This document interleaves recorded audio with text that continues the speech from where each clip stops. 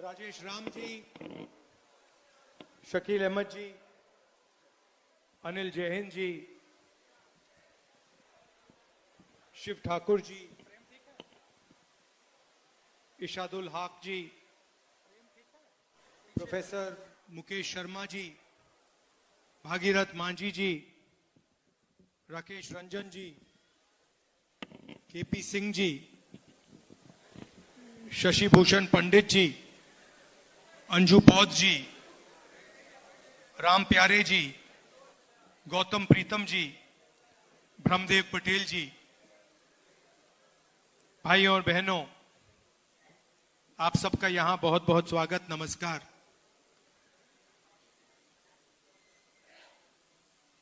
इसको हम सत्य, न्याय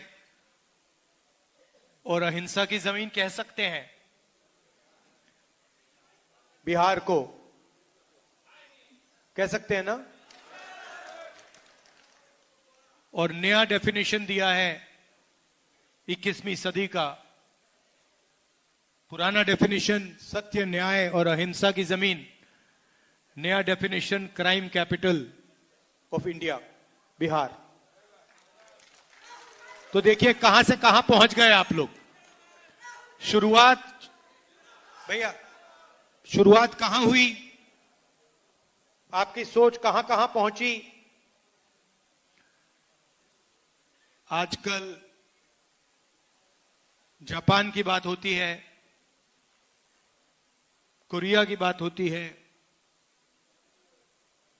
चाइना की बात होती है, वियतनाम की बात होती है, मगर उनका जो सोचने का आर्किटेक्चर है वो कहां से आया, वो आप लोगों ने दिया। यहां से, बिहार से सोच गई थी। Tibet, Sri Lanka, Vietnam, Korea, Japan, China. तो ये है बिहार का मतलब, ये है सत्य, न्याय और अहिंसा का मतलब, का इफेक्ट।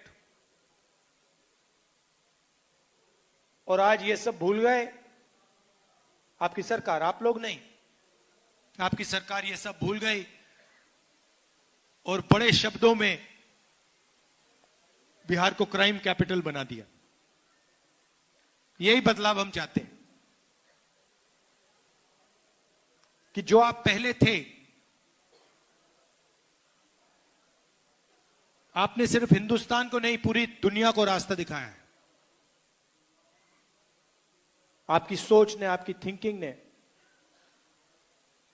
नालंदा में आपकी यूनिवर्सिटी हुआ करती थी, पूरी दुनिया से लोग यहां आते थे। और आज बिहार से हर प्रदेश में, पूरी दुनिया में आपके लोग जाते हैं, क्योंकि यहां पे रोजगार नहीं।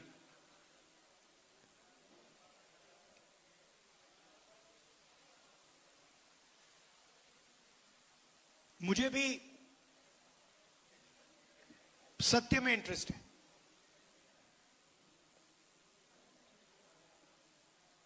ये जो जाति जनगणना का कि जो सोच है, ये मुझे काफी टाइम लगा इस बात को गहराई से समझने के लिए। मैं राजनीति में 2004 में आया और आस्ते आस्ते एक प्रकार से मेरे परदादा ने डिस्कवरी ऑफ इंडिया किताब लिखी थी ना, तो मेरी भी डिस्कवरी ऑफ इंडिया हुई। और डिस्कवरी ऑफ इंडिया में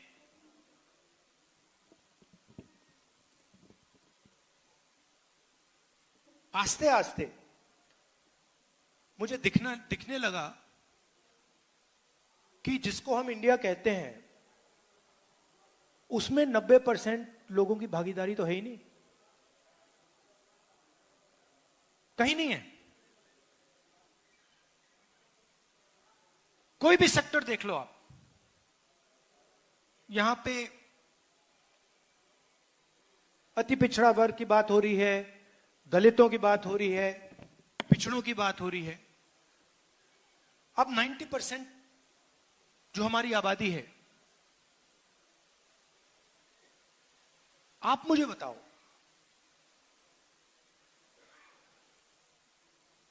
कौन से सेक्टर में आप लोग हो? आप कॉर्पोरेट सेक्टर में हो? 500 सबसे बड़ी कंपनियां हैं, लाखों करोड़ रुपए उनका कर्जा माफ होता है। धड़ाधड़ धड़ाधड़ धड़ाधड़ इंफ्रास्ट्रक्चर के प्रोजेक्ट्स मिलते हैं। बजट में कानून बनाकर एक कानून बदल के उनको उनके बिजनेस को हजारों करोड़ मिलते हैं। मुझे आप 500 में से एक दलित, ओबीसी, अति पिछड़ा, आदिवासी सीईओ का नाम बता दो। एक भी नहीं है।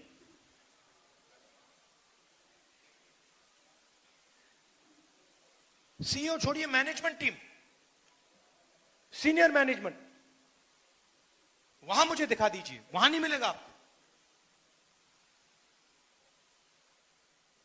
पहले सरकारी अस्पताल होते थे, अब प्राइवेट अस्पताल है। पहले सरकार आपका इलाज करवाती थी, अब आपको इलाज करवाने के लिए लाखों रुपए देने पड़ते हैं।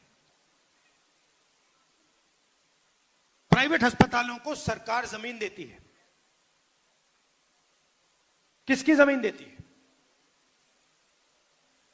आपकी जमीन देती है। प्राइवेट अस्पतालों के मालिकों की लिस्ट निकालो, डॉक्टरों की लिस्ट निकालो, और मुझे आदिवासी नाम, अति पिछड़ा नाम, दलित नाम, पिछड़ा नाम दिखा दो वहां पे।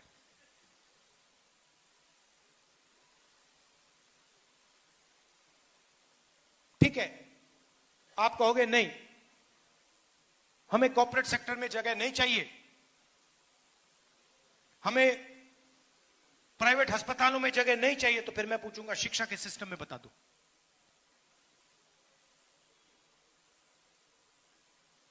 सारे के सारे स्कूल, यूनिवर्सिटी, कॉलेज प्राइवेटाइज, जमीन आपकी।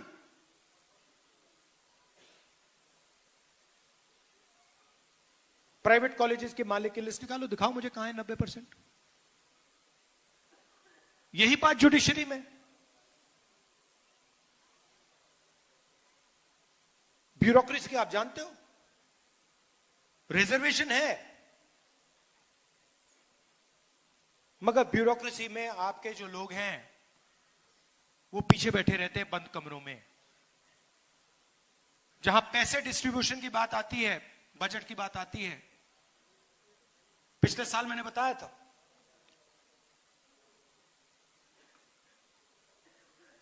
बजट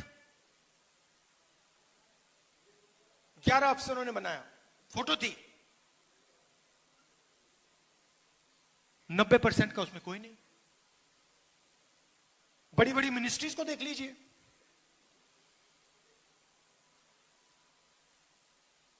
नब्बे में से 3 secretary to government of India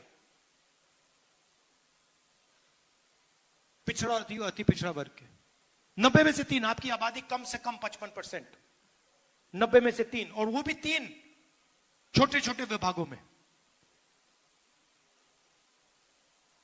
जहां धन जाता है, फाइनेंस, डिफेंस, उधर कोई नहीं। और वही हालत आदिवासियों की, दलितों की।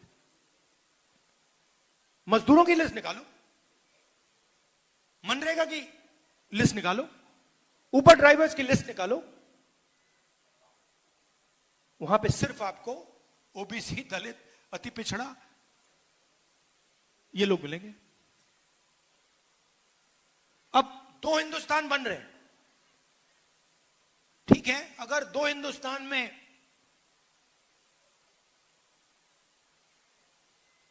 50% आपका कंट्रोल होता और 50% किसी और का, तो ठीक है। मगर आपकी आबादी 90% है और आपका कंट्रोल 5% भी नहीं है।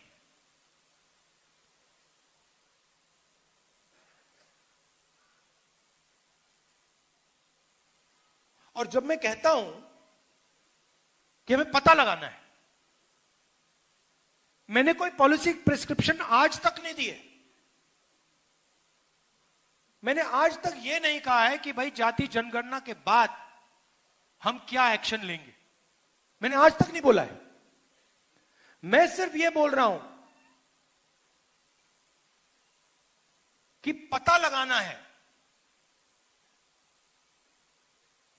कि इस देश में किसकी कितनी भागीदारी है, बस पता लगाना है। आपको चोट लगती है,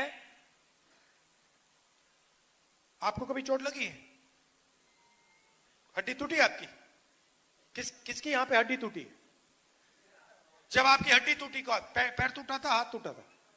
पैर टूटा था। पहली चीज आप डॉक्टर के पास गए, आपने क्या बोला? डॉक्टर ने आपको क्या बोला? एक्सरे कराना है। अगर आप कहते कि भैया मैं नहीं कराऊंगा, तो डॉक्टर आपके बारे में क्या बोलता? और अगर आपको कहता, आप चाहते भैया डॉक्टर मुझे एक्सरे कराना है, और डॉक्टर कहता मैं नहीं कराऊंगा, आप क्या बोलते? करवाना भाई, कैसे नहीं कराओगे, मेरा तो हाथ टूटा है, पैर टूटा है। मैं सिर्फ ये कह रहा हूं कि मुझे दिख रहा है, मुझे सच्चाई दिख रही है कि हिंदुस्तान में 90% को जबरदस्त दर्द हो रहा है, और ये 90% कहीं नहीं दिख रहा मुझे।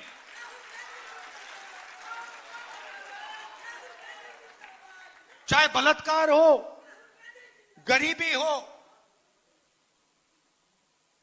दुख हो, दुख के आप सबसे बड़े शेयर होल्डर हो।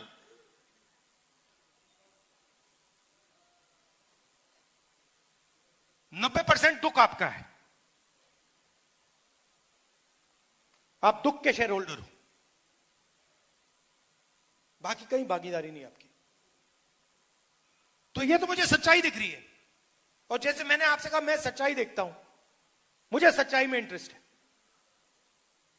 तो मेरे माइंड में आइडिया आया कि भैया देखो पता लगाते हैं ये है क्या, देश का एक्सरे करते हैं।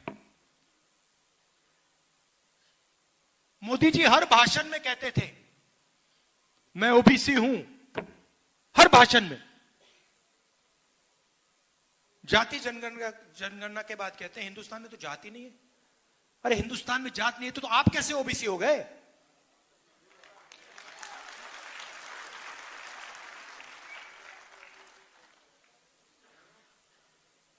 तो मेरा लक्ष्य है और आप सबका लक्ष्य है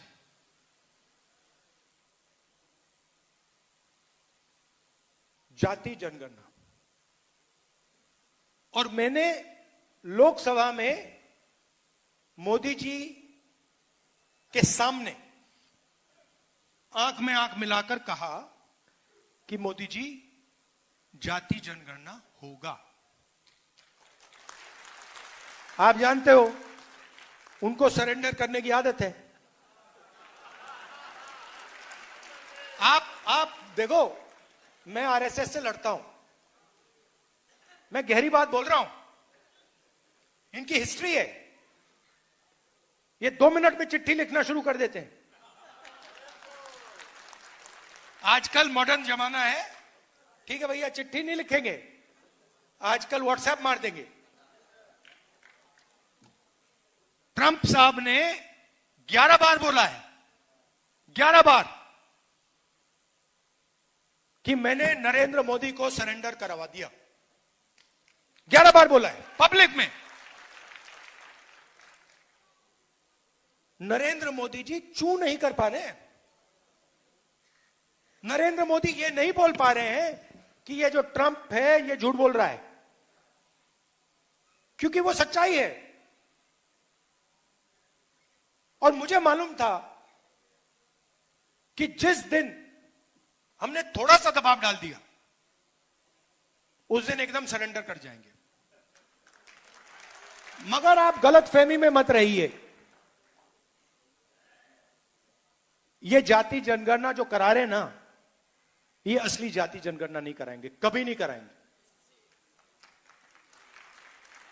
क्योंकि जिस दिन इन्होंने जाति जनगणना, असली जाति जनगणना कर लिया,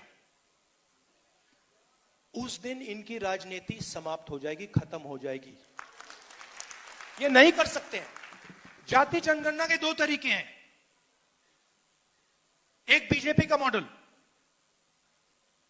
एक तेलंगाना का मॉडल। इसमें मैं आपको फर्क समझाना चाहता हूं। बीजेपी के मॉडल में बंद कमरे में अफसरों ने सवाल डिसाइड किए हैं। उन अफसरों में 90% का कोई नहीं था। बात समझिए, जाति जनगणना में सबसे जरूरी बात कौन से सवाल पूछे जा रहे हैं।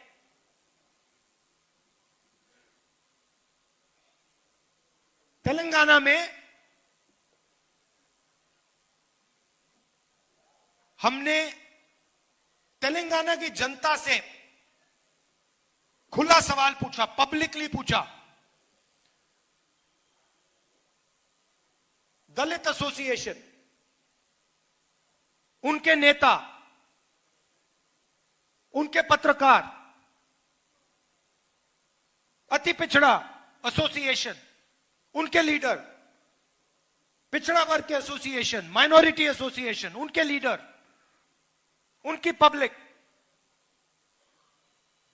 आदिवासी, जनरल कास्ट, सबसे पूछा कि भैया देखिए, हम जाति जनगणना करने जा रहे हैं, सर्वे करने जा रहे हैं, आप कौन से सवाल पूछवाना चाहते हो।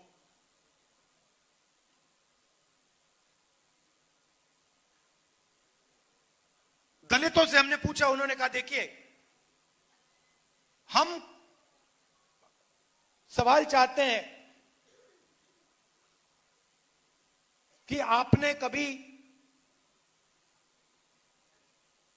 अनटचेबिलिटी एक्सपीरियंस की है, हम ये पूछवाना चाहते हैं।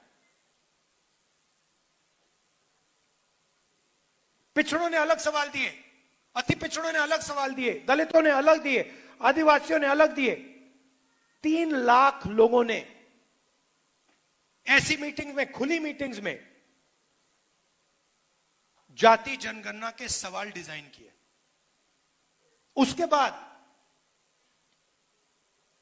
सरकार तेलंगाना के हर घर में गई, हर व्यक्ति के पास गई। अगर वो व्यक्ति घर में नहीं था तो वापस गई, एक बार नहीं अनेक बार गई और डेटा कलेक्ट किया। बीजेपी का मॉडल ये नहीं है। बीजेपी का मॉडल है, हम सवाल डिसाइड करेंगे और अगर आप जवाब देना चाहते हो दो, नहीं तो नहीं, और हम डिसाइड करेंगे। यह बिल्कुल फर्क मॉडल है। तेलंगाना मॉडल में क्या निकला, मैं आपको दो तीन उदाहरण देता हूं, आप हिल जाओगे।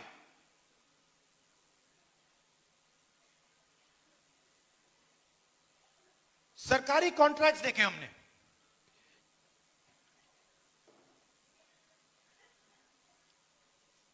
सरकारी कॉन्ट्रैक्ट तेलंगाना में, मैं बोल रहा हूं, खुल के बोल रहा हूं,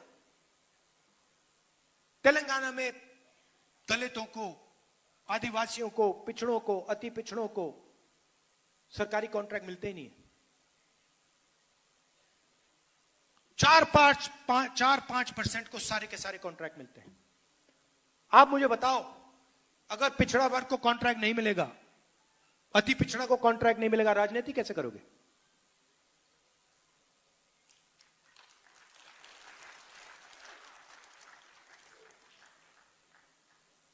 हमने उबर ड्राइवर्स की लिस्ट निकाली है जो डिलीवरी करते हैं। क्या करते हो? उबर ड्राइवर हूं। क्या करते हो? डिलीवरी करता हूं। क्या करते हो? पिज्जा डिलीवर करता हूं। उसमें सिर्फ पिछड़ा, अति पिछड़ा, दलित, आदिवासी।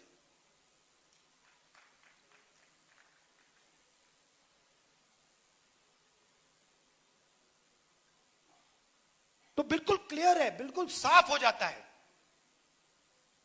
जिस दिन देश में सही जाति जनगणना हुआ, उस दिन एक्सरे छोड़ो एमआरआई जैसा हो जाएगा। आपको पता लग जाएगा भैया यहां क्या है, वहां क्या है, क्या हो रहा है। और ये मैं आपको बोल रहा हूं, या तो बीजेपी सही जाति जनगणना करेगी, मुझे नहीं लगता करेगी। वो 27 में कह रहे करेंगे, मुझे नहीं लगता। मगर मैं आपको वायदा कर रहा हूं, बीजेपी करे ना करे, मैं तो पार्लियामेंट हाउस में, राज्यसभा में, लोकसभा में करवा के दिखाऊंगा। क्योंकि मैं आपको सच्चाई दिखाना चाहता हूं, मैं आपको आपकी सच्चाई दिखाना चाहता हूं कि आपके साथ, आपके खिलाफ इस देश में किस प्रकार से काम किया जा रहा है। आपके बच्चों के भविष्य के खिलाफ किस प्रकार काम किया जा रहा है। मैं आपको ये क्लैरिटी से दिखाना चाहता हूं। ये देखो, ये है आपकी सच्चाई। और ये मेरे लिए राजनीतिक लक्ष्य नहीं है भैया, ये मैं राजनीति के लिए नहीं कर रहा हूं, ये मैं अपने देश के लिए कर रहा हूं, सच्चाई के लिए कर रहा हूं। कॉन्स्टिट्यूशन में लिखा है, इसको जो या इस पर आक्रमण कर रहे हैं, इसको खत्म करने की कोशिश कर रहे हैं, इस कॉन्स्टिट्यूशन में लिखा है ये देश सब लोगों का है, ये देश हर जात का है, हर धर्म का है, महिलाओं का है, पुरुषों का है, विकलांगों का है, सबका है। और जाति जनगणना इस कॉन्स्टिट्यूशन, इस प्यारे कॉन्स्टिट्यूशन की रक्षा करने का तरीका है। और मैं जानता हूं, जो मैं कह रहा हूं, इस बात को आप गहराई से समझ रहे हो, क्योंकि आपके लाइफ में आपको दिखता होगा। अभी मैं आया, छोटी सी बच्ची मुझे कहती है मैं डॉक्टर बनूंगी।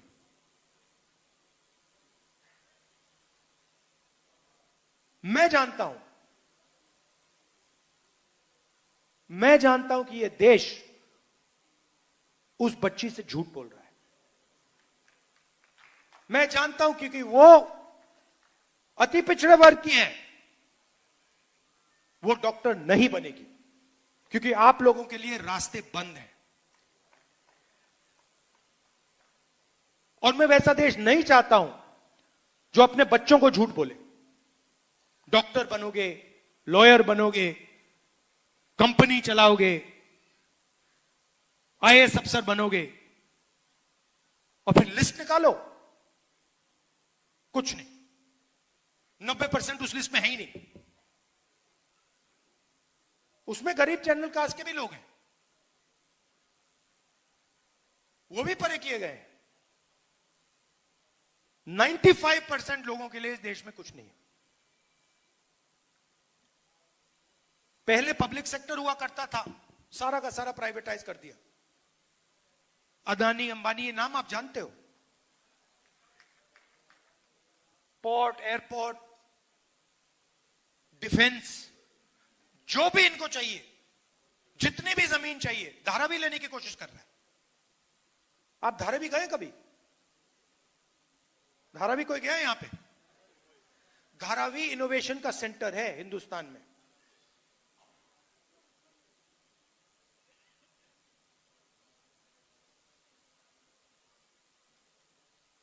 पूरी की पूरी जमीन ले जा रहा है, लाखों करोड़ रुपए की जमीन, ऐसे ही दोस्ती है बस नरेंद्र मोदी के साथ।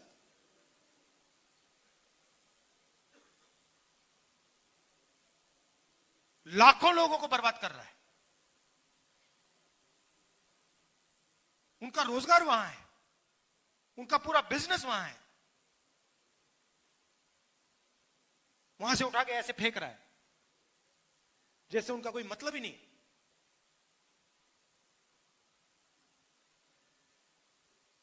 अपने आप को महाराजा सोचता है। हां, तो ये लड़ाई हो रही है। दूसरी बात, और उतनी ही जरूरी बात,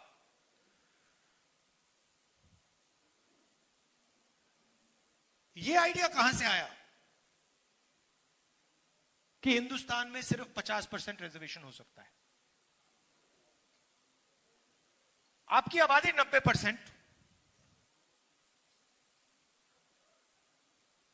और 50% की दीवार बना दी कि भैया 50% से ज्यादा रिजर्वेशन नहीं हो सकता।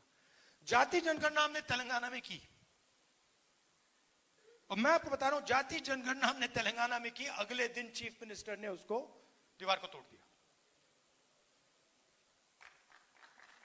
वो चॉइस ही नहीं थी भाई, आप ताली बजा रहे हो, चॉइस नहीं थी। जब उसने देखा कि जाति जनगणना में क्या लिखा है, जब उसने डेटा देखा, उसको पता लग गया कि भैया ये तो बिल्कुल गलत है, इसको तोड़ो। एक दिन नहीं लगा। तो मैंने दो बातें कही थी वहां पे, दोनों को कराऊंगा मैं। तेलंगाना में हो गया, कर्नाटक में हो गया, जहां भी हमारी सरकार बनेगी वो 50% को वहीं तोड़ देंगे। और जाति जनगणना में और इस दीवार में लिंक है। जाति जनगणना के साथ अगर हमने बाकी जो डेटा हिंदुस्तान की सरकार के हाथ में है वो जोड़ दिया, तो विकास का एक बिल्कुल नया तरीका बनेगा। जिस चीज को, जिस प्रकार से हम विकास के बारे में सोचते हैं, वही बदल जाएगा पूरा। मतलब पैराडाइम ही चेंज हो जाएगा। और ये बिहार से शुरुआत होगी। आप ही करते हो ये काम, आप लोग ही करते हो, हजारों सालों से करते आ रहे हो, और ये काम आप ही करोगे।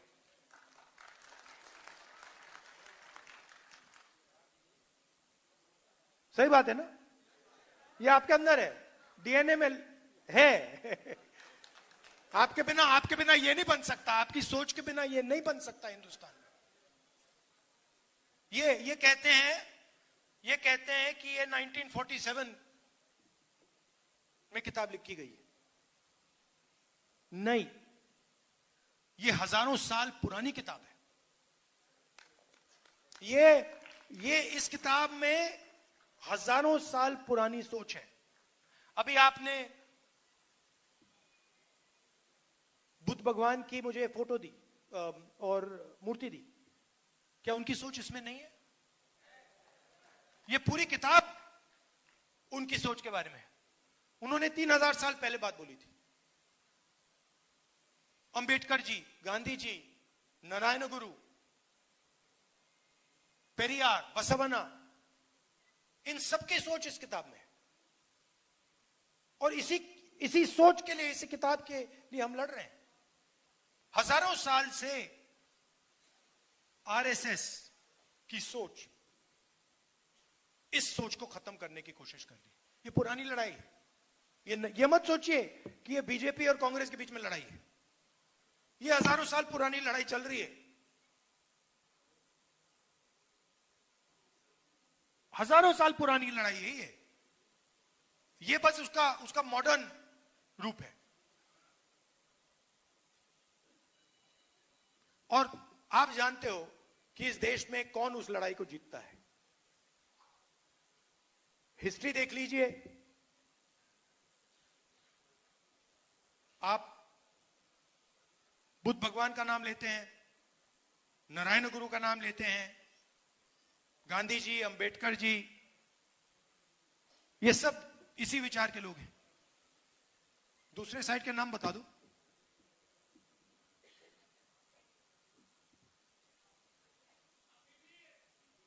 तो देखिए, शांत हो गए, बिल्कुल कोई है ही नहीं। देखिए, एक तरफ महात्मा गांधी है, दूसरी तरफ सावरकर है। एक तरफ महात्मा गांधी है, दूसरी तरफ गोडसे है। गांधी जी ने पूरी लाइफ, जिंदगी सत्य और अहिंसा में दे दी।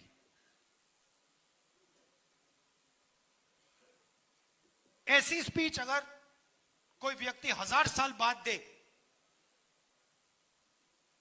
वो भी गांधी जी का नाम याद रखेगा। किसी को नहीं मालूम होगा ये सावरकर कौन था।